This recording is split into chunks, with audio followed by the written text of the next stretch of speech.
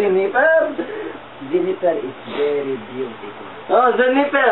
Jennifer is very beautiful. She has Jennifer. a slender body. Slender. Oh, she... A sharp look. Sharp. Sharp.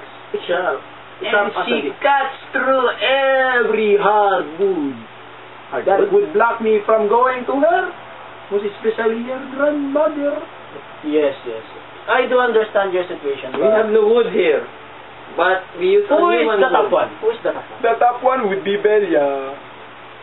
So I guess... Too bad. I was almost in paradise. Wait.